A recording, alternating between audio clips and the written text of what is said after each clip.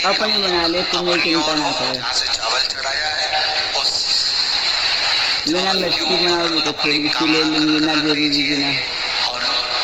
बिना मिर्ची बनाओगी तो थोड़ी सी ले लूंगी, ना जरूरी बिना। तू अपनी बना ले।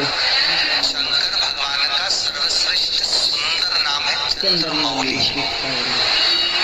चंद्रमौली भगवान का स्मरण करिए, अपनी कामना कर बेलपत्र समर्पित कर शिव जी पर एक लोटा पानी के जल पात्र समर्पित करो, कलश से जल चढ़ा दीजिए, नैनों में वो जल लगाकर अपनी कामना कर वापस घर को आइए।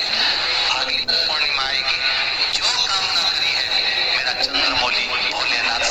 गन्ने का रस जानते हैं? एक का रस, गन्ने का रस तुलसी जी के क्यारे में हाथ में लेकर 7 बार अपना नाम और गोत्र बोलकर छोड़ दो, जिंदगी में 3 साल में तो करोड़पति बनकर बैठ जाओगे। कभी लक्ष्मी कि जिसके घर में संपदा की ने ये कर लिया, आपने प्रदोष कर लिया, आपने सोमवार कर लिया, आपने सारे अनुष्ठान कर लिए, बहुत सारे उपाय भी करे, तो आज बहुत सुंदर सा एक उपाय है, बहुत सुंदर सा, शायद आपकी जिंदगी में सबके काम आए, सबके काम आए। स्त्रियों को अखंड सौभाग्य के लिए जो नारी वेधव्य नहीं होना चाहती है, उस नारी को पूर्णिमा के कितने व्रत करना चाहिए। जिस नारी के यहाँ संतान नहीं हो, औलाद नहीं हो, उसको पूर्णिमा के कितने व्रत करना चाहिए। जिस नारी का पुत्र पति बहुत बीमारी से ग्रसित हो, लग रहा हो कि ये मेरा बेटा बहुत बड़ी बीमारी में घिरा हुआ है, तो उसको पूर्णिमा के कितने व्रत करना चाहिए। जिस नारी का पुत्र पति बहुत बीमारी से ग्रसित हो, लग रहा हो कि ये मेरा बेटा बहुत बड़ी बीमारी में घिरा हुआ है, तो नारी को कितने व्रत करना चाहिए। पूर्णिमा के दिन आंकड़े के पत्ते की जो माला होती है, ये माला कार्य की सिद्धि के लिए होती है। इसमें एक एक आंकड़े के पत्ते पर सीताराम लिखा जाता है। मात्र एक पत्ता ऐसा होता है जिस पत्ते पर सीताराम नहीं लिखा जाए। 108 पत्ते में से एक पत्ता, बस उस पत्ते को हथेली में रखकर उल्टा हाथ आपको रखना है और अपनी कामना कर कर उस पत्ते को बांध देना है। ये जरूरी नहीं है कि 25 के बाद बांधो, 50 के बाद बांधो या 100 के बाद बांधो, आपकी मर्जी पड़े। उस खाली पत्ते को कहीं पर भी बांध दीजिए और उस माला को अपनी कामना कर कर श्री हनुमान जी महाराज को समर्पित कर दीजिए। महाराज, इसके लिए कोई तिथि, कोई दिन, कोई वार निश्चित नहीं है। बस ये माला जब हनुमान जी को चढ़ जाए, तब एक घी का और एक तेल का दिया हनुमान जी के सम्मुख में लंबी बाती का लगा देना महाराज, और अपनी कामना कर कर आप आ जाइए। आपकी वो कामना 2.5 महीना या 3 महीना, इससे ज्यादा नहीं जाएगा, वो कामना बाबा पूरी करेगा। क्योंकि शिव और हनुमान ये सब एक ही स्वरूप है। ये स्वयं भगवान कृष्ण ने माता यशोदा को द्वापर में भी बताया है कि पूर्णिमा के 32 व्रत होते हैं। कितने व्रत होते हैं? 32।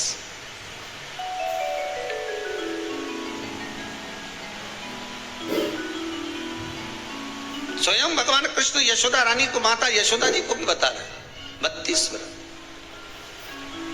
अब आपको किसी ने बता दिया होगा कि 8 कर लो, 7 कर लो, 6 कर लो, 12 कर लो, इसलिए आपने बोला कि 12 कर लीजिए, 32 कर लीजिए। अरे यहाँ तो द्वापर की कथा भी कहती है। यशोदा जी ने एक बार भगवान कृष्ण को रोक कर कह दिया, ए कन्हैया रुको। कन्हैया बोले, बोलो माँ क्या बात है।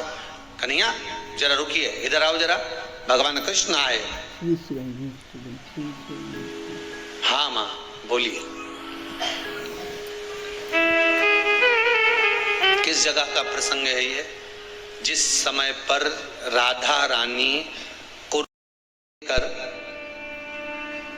कुरुक्षेत्र के कुंड में, ब्रह्म सरोवर में स्नान कराने के लिए लेकर जाती है, ग्रहण का समय पर। और जब भगवान कृष्ण उस कुरुक्षेत्र के उस सरोवर में स्नान करने आते हैं, तब यशोदा जी ने अपने लाला से प्रश्न किया है, पूछा है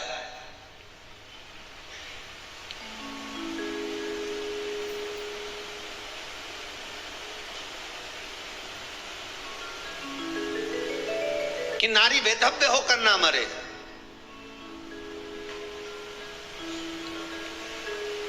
उसका पति कोई रोग से ग्रसित ना हो, उसका पुत्र किसी रोग में ना पड़े।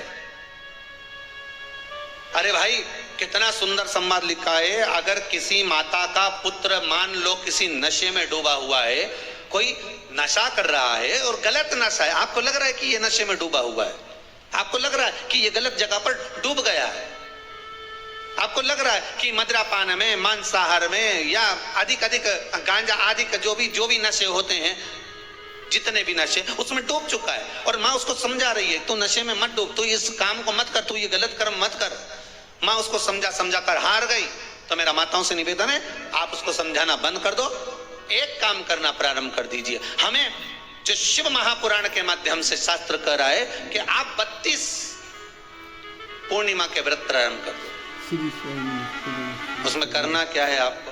केवल जिस दिन व्रत रहे, रात्रि के समय पर कोई भी मीठा, कुछ भी सामग्री आप चंद्र की रोशनी में, चंद्र को अर्घ देने के बाद, पूजन करने के बाद उसको रखो, और वही सामग्री जो नशा कर रहा है उसको पूर्णिमा के दूसरे दिन उसको खिलाओ। आप धीरे धीरे खिलाना चालू करेंगे, जिस नशे में वो डूबा हुआ उस नशे से वो छूटना प्रारंभ हो जाएगा। 2 पूर्णिमा व्रत करके तो देखो, तीसरे में तुम्हें जरूरत ही नहीं पड़े। धीरे धीरे आप वो छूटना प्रारंभ हो जाएगा। स्वयं भगवान कह रहे हैं, यशोदा मैया ने कन्हैया को रोक लिया कुरुक्षेत्र के उस मैदान में, और भगवान कृष्ण का दर्शन माता यशोदा जी करी। बहुत दिनों के बाद माँ को, आज माता यशोदा को लाला का दर्शन हुआ, बहुत समय के बाद, जाने के बाद, बहुत समय। महापुराण की कथा कहती है महाराज, पूर्णिमा का जो चंद्र है वो विशाल का है, और उस चंद्र की पूर्णता में हमारी अभिलाषाएं भी पूर्ण हो। आप आस्था चैनल के माध्यम से जितने लोग कथा सुन रहे हैं, फेसबुक यूट्यूब पर जितने कथा सुन रहे हैं, और कुबेरेश्वर धाम में जितने कथा सुन रहे हैं, आप में से कितने लोग हैं जो पूर्णिमा का व्रत करते हैं? जो माताएं करती हो जरा हाथ उठाइए। पूर्णिमा का व्रत जो करते हो ना आप लोग, रखिए हाथ। अब पूर्णिमा के व्रत में आपने कई बार किताब पढ़ी होगी पूर्णिमा की, या आपने व्रत किया होगा, या पूर्णिमा का व्रत आप धारण करे होगे, तो उसमें पूजन कौन से भगवान की होती है? श्री नारायण की। पूर्णिमा के व्रत में किस भगवान की पूजन होती है? तो कहा पूर्णिमा के व्रत में केले के खंभ लगाकर पूर्णिमा का जो अध्यापन होता है, पूर्णिमा की जो पूजन होती है, उस पूजन में शंकर और पार्वती की पूजन की जाती है, शिव और नारायण की पूजन करी जाती है, शंकर और पार्वती का स्मरण किया जाता है। किसकी पूजन होती है? शिव पार्वती।